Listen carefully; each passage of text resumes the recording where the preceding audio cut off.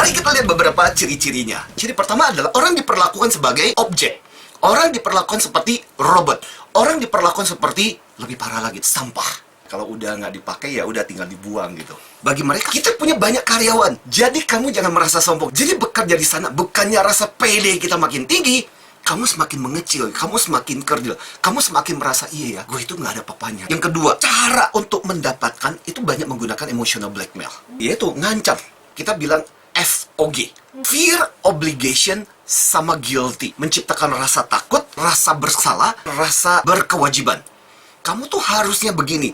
Kamu tuh mestinya seperti ini. Kamu harusnya bersyukur udah masuk diterima bekerja di sini. Jadi kita bekerja setiap hari penuh dengan rasa ketakutan. Ini besok-besok aku dipecat nggak ya? Terus yang ketiga, trust yang jadi nggak ada.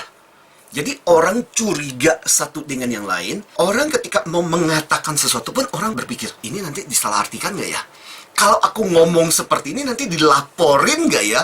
Kalau saya berkata-kata seperti ini, apakah ini pantas nggak ya? Oke nggak untuk organisasi ini? Contoh, aku punya masalah dengan di unitku misalnya. Saya nggak akan pernah cerita sama Anda. Ketika saya cerita, jangan-jangan cerita ini kemudian disampaikan kepada atasan, ujung-ujungnya itu jadi bumerang buat saya. Ya udah, mendingan saya udah saya cerita. Yang empat, segala sesuatu jadi artificial. Jadi senyum aja kayaknya senyum itu senyum yang dipaksa. Jadi senyum itu formalitas. Nyapa aja formalitas. Bahkan di satu lantai kita bisa nggak kenal satu dengan yang lain. Kenalnya di mana? Waktu ketika pesta. Lu kerja di mana? Gue bekerja di situ. Oh iya, lu lantai berapa? Gue di lantai 2 ini. Gue juga di situ.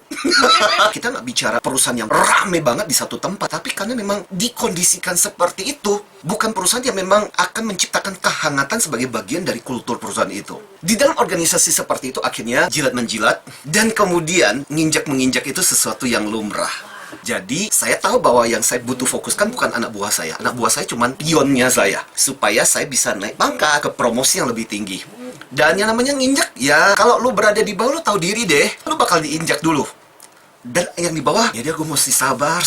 Sampai gue nanti bisa berada di atas, gue akan balas menginjak. Jadi ya, putaran organisasi seperti itu yang terjadi. Saling balas dendam gitu. Ya, kemudian penghargaan itu tidak harus dalam bentuk uang ya.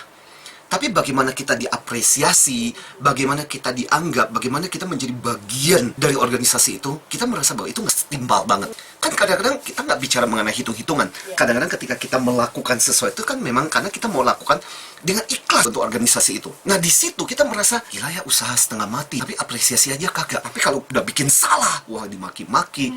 Dan itu menjadi sesuatu yang sangat lumrah. Dan terakhir adalah budaya kambing hitam. Jadi kalau bikin salah, orang saling lempar tanggung jawab.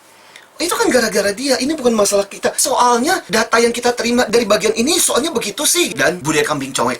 Gak udah deh, gak usah nanya, gak usah ngomong apa-apa, lu diam, lu dengar aja. Terima aja deh.